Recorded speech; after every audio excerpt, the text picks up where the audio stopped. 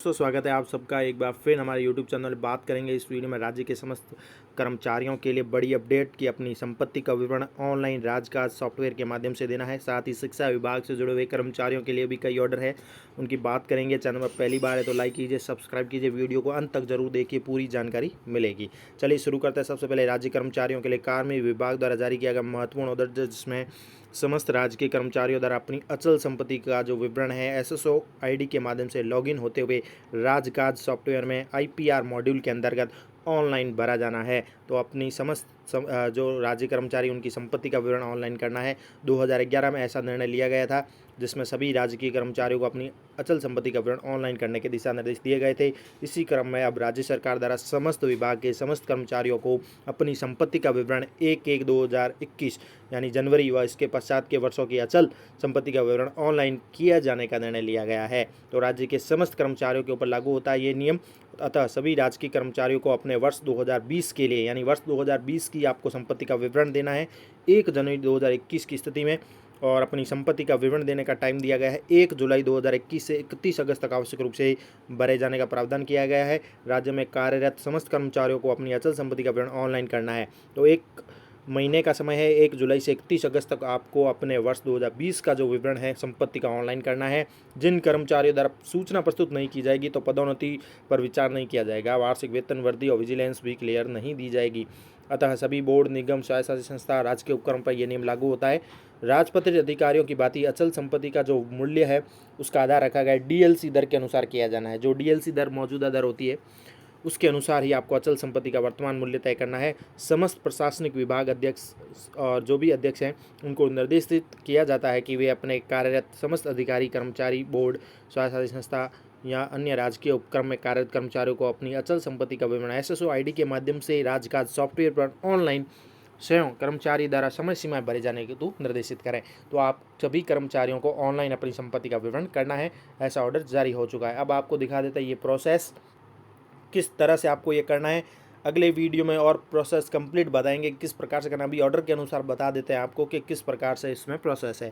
तो immovable property return यानी अचल संपत्ति का विवरण कैसे देना है, एसएसओ लॉगिन से लॉगिन हो जाना है। अगर नहीं होता है तो आपको हेल्प डेस्क दी हुई है, ईमेल दिया है, वहाँ से आप संपर्क करके लॉगिन हो सकते हैं।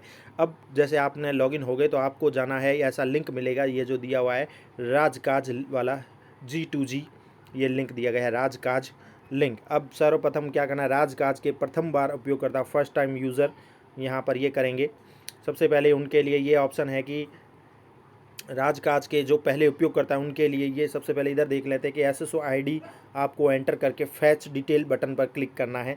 आपका डाटा वहाँ पर दिखाई देगा।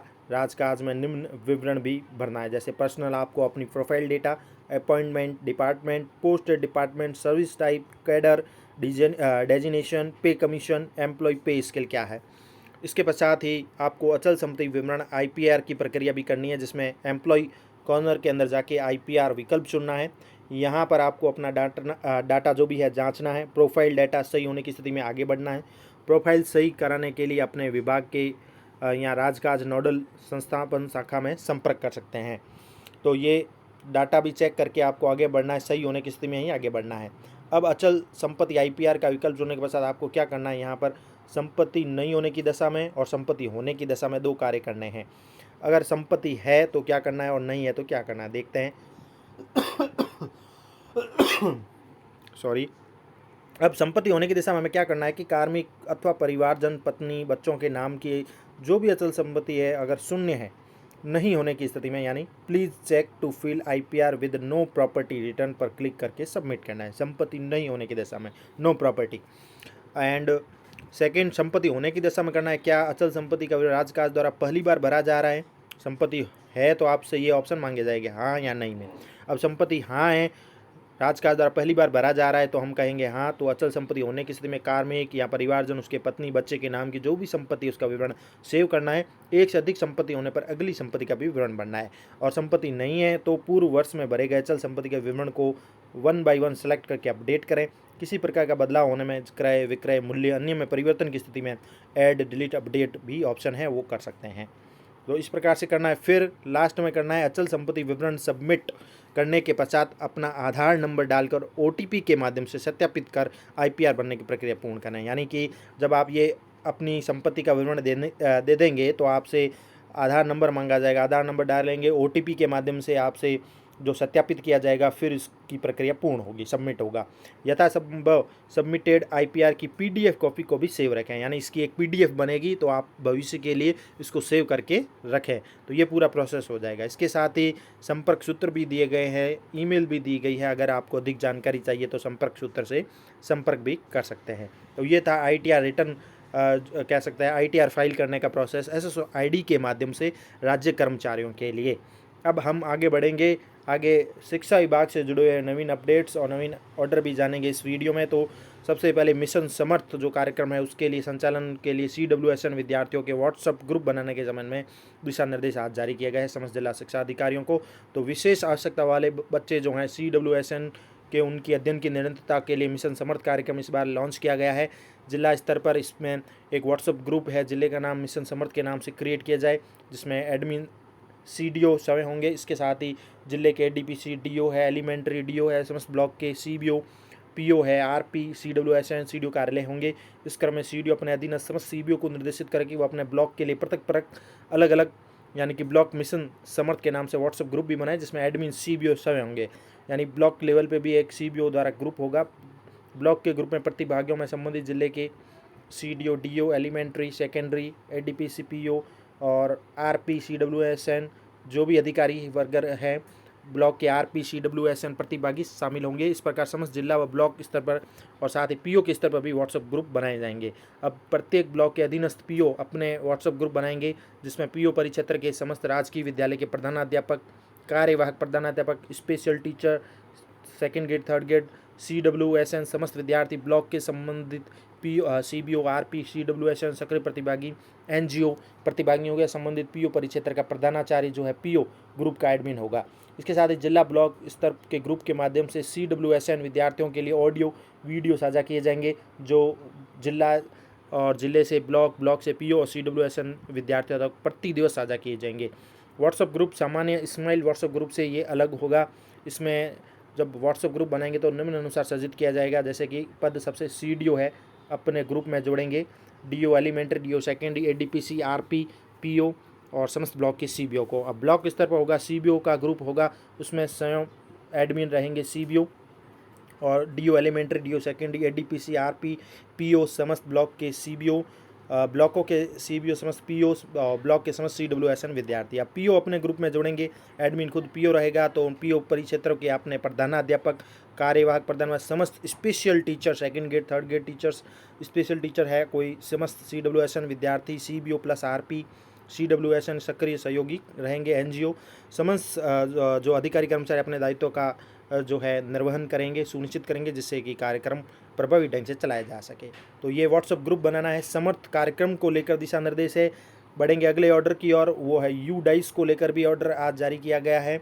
29 जून को UDICE 2020-21 के ऑनलाइन करने के संबंध में उसकी अंतिम तिथि के संबंध में क्या कहा गया है देख लेते हैं। तो शिक्षा मंत्रालय भारत सरकार से प्राप्त परिपत्र जो भी 18/6/2021 में प्राप्त के अनुसार 20-21 की फीडिंग के कार्य की अंतिम तिथि 30/6 कर दी गई है, 30 जून। UDICE पोर्टल पर डाइस की फिटिंग का कार्य आदि दिनांक तक 96.87% पूर्ण हो चुका है। कुल विद्यालयों में से 1456 विद्यालय है, जैसे 254 राजकीय विद्यालय है, 1076 निजी विद्यालय है, 126 मदरसा KV JNV सैनिक अन्य विद्यालय द्वारा कार्य भी प्रारंभ नहीं किया गया है। ऐसे में 1908 विद्यालय भी है कुछ, जिनमें 931 राजकीय विद्यालय, 918 निजी विद्यालय, 59 मदरसा KV JNV सैनिक अन्य विद्यालय का कार्य प्रक्रियाधीन है। तो समस्त जिलों को UDICE फीडिंग का कार्य आरंभ नहीं करने वाले व कार्य प्रक्रियाधीन वाले विद्यालयों की सूची संलग्न कर भिजवाई जा रही है।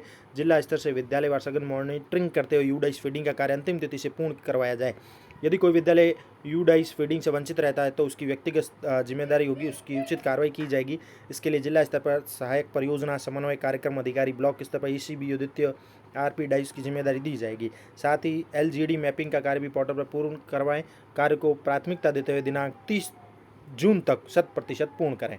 तो ये UDICE के संबंध में भी है, जिन स्कूलों ने नहीं किया है वो कंप्लीट करें।